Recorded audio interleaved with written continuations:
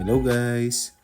Nandito nga pala tayo ngayon sa Nissan Commonwealth para i-test drive ang Nissan Pro 4X 4x4 nila. Ayan guys, nilabas na nila yung Pro 4X. Sa Ford Ranger lineup, ang katapat nito is yung Wildtrak. Actually guys, bago ako bumili ng Ford Ranger natin, nasa shortlist ko tong Nissan Navara nila. Ang naaalala ko kasi, unang nag-update yung Isuzu D-Max, then sumunod tong Nissan Navara. Then lumabas naman yung Ford Ranger Next Gen.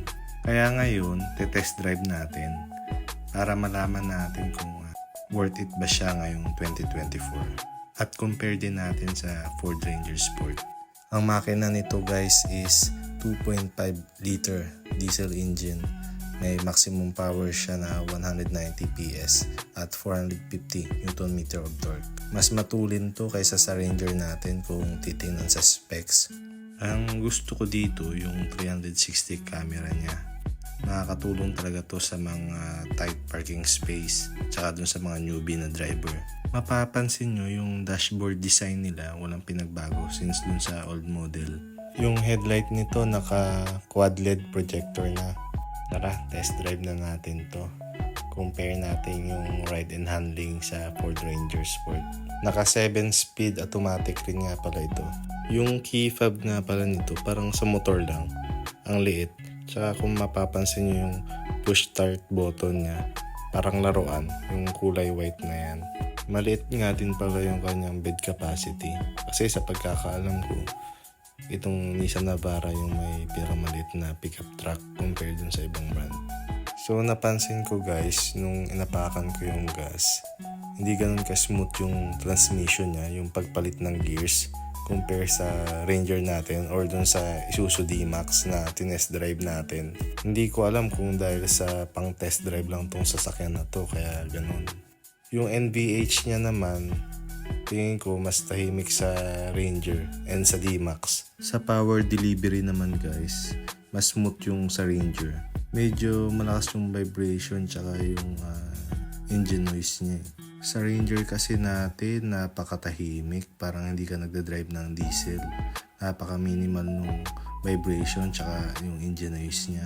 Hindi ko na babanggitin lahat yung mga safety features niya guys. Katulad ng mga blind spot warning, rear cross traffic alert. Kasi ito naman yung top end. So, andito na yung lahat. Dito, makompare lang natin yung basic na ride and handling tsaka yung power delivery ng sasakyan. Karamihan kasi sa atin ang bibilhin din yung nasa mid-range lang na sasakyan.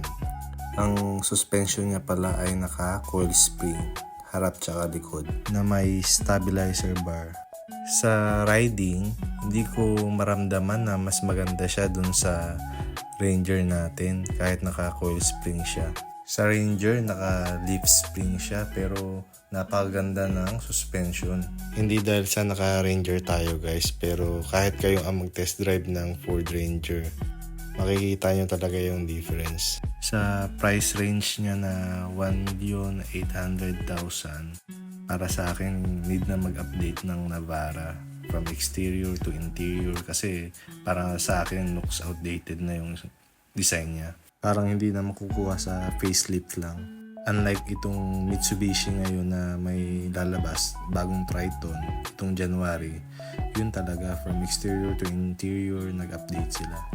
Yun sa tingin ko, masasabi ko na pwedeng itapat sa Ranger Next Gen. Siyempre tayo mga buyers, kapag namimili ng sasakyan, gusto natin every 5 duling worth it dun sa bibili natin sasakyan.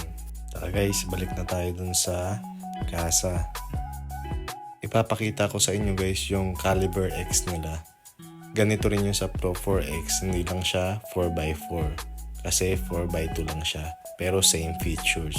Ito yung katapat ng Ford Ranger Sport natin na nasa mid-range kasi yung price niya is nasa 1,500,000 lang.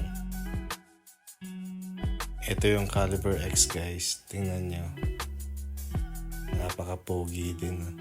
Same feature siya guys sa Pro 4X natin. 4x2 lang siya. So, ayan.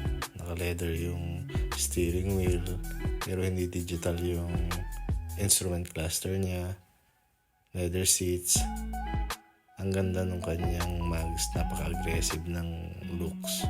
Sa PMS pala, kapag brand new, kapag Japanese cars, may 1,500 kilometers sila, tapos 5,000, tapos 10,000 kilometers yung PMS. Unlike sa Ford Ranger natin na every 10,000 kilometers or every year, whichever comes first. So guys, hanggang dito na lang. Ride safe!